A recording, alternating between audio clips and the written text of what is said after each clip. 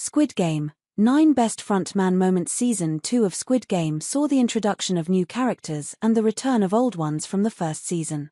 In the first season, the frontman, real name Hwang In-ho, captures your attention from the start, standing out with his intimidating black mask and deep, modulated voice.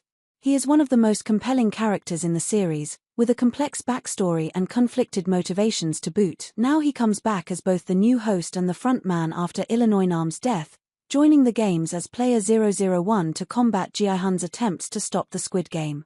Excellently portrayed by Lee Byung-hun, the frontman has had an interesting story arc, so we thought it's best to highlight some of his best moments in the show. At the midway point of Season 1, the frontman catches wind of an underhanded collaboration between a player and some of the guards. In return for information about future games, the player, who was a doctor, would help harvest the organs of dead players for the guards to sell.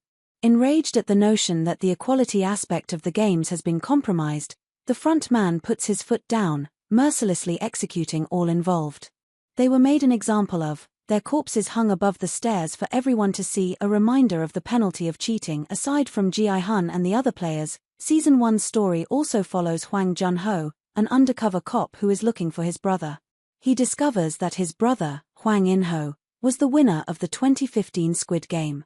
However, Jun-ho's undercover stint comes to an end after the frontman notices that there is a mole among his men. Cornered, the frontman confronts Jun-ho and reveals that he is the very man he was looking for. It's a rare moment of vulnerability from the frontman, who, after his brother refuses to join him, realizes that he has to make the painful decision to kill him. After Gi-hun returns to the Squid Game with the mission to take it down, In-ho isn't going to let that slide. Although he didn't join for red light, green light as Illinois Nam did, In-ho enters the game as Player 001, making the final decision that tips the balance in favor of those who wish to continue the game. He turns around at just the last minute, making it one of the best plot twist moments in the show. He later introduces himself as Oh Young Illinois and begins his mission to battle Gi-hun's philosophy and sabotage him. One of the newest antagonists among the players is Thanos, a famous rapper who has lost his fortune. Along with his crony Nam-gyu, they corner another player who was responsible for persuading Thanos and other investors to invest in a failed crypto coin and begin beating him up. For some reason, In-ho decides to intervene. He overpowers and beats up Thanos and Nam-gyu easily, causing the two bullies to back off. Applauded for his heroism, this moment establishes In-ho as a player not to be messed with, and likely bought him points with Gi-hun and his allies despite his real intentions. Sometimes the frontman could get swept up in the moment. During the pentathlon games, everyone's eyes are on the trans character Cho Hyunju's team, and tension is high since the two previous teams were killed. When Hyunju's team manages to win all the minigames on time, the frontman celebrates with everyone else, not afraid to show his happiness that the underdog team has prevailed. The frontman joins Gi-hun's team, and they're one of the last two teams to play the pentathlon game. Things are going great for Gi-hun's team, with each member passing each game on the first try. But it's when we get to In-ho's turn that things go awry for Gi-hun's team, as In-ho fails repeatedly in the spinning top game. It's the first time we truly see In-ho unhinged, screaming, and slapping himself for his failure. However, it's noted that the frontman did this on purpose, as he's left-handed and had been purposefully using his right hand to make himself fail, likely to keep Gi-hun on edge. During the final round of the Mingle game, the frontman and Gi-hun's best friend, Jung Bae, are faced with a dilemma. With the two running out of time and the other rooms are occupied, the frontman does something drastic.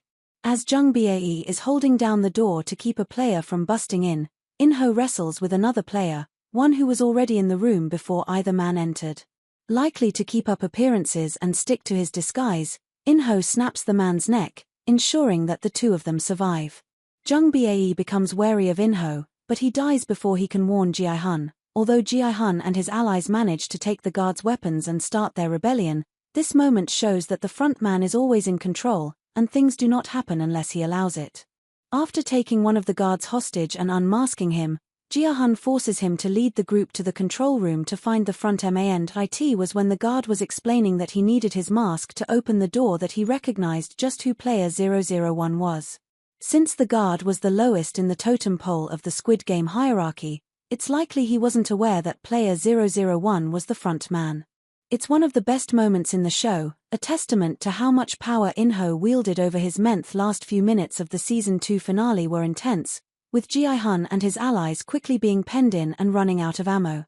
In a last-ditch effort to reach the control room, In-ho volunteers to go on ahead with two other ex-players and clear out the guards from behind. In a ruthless move, In-ho betrays and guns down the two players. He takes a walkie-talkie and gives the performance of a lifetime, using one of the players' dying breaths to convince Gi-hun that young Illinois is dead. Once done, he switches channels and coldly orders his men to wrap things up, officially returning to his role as the front man.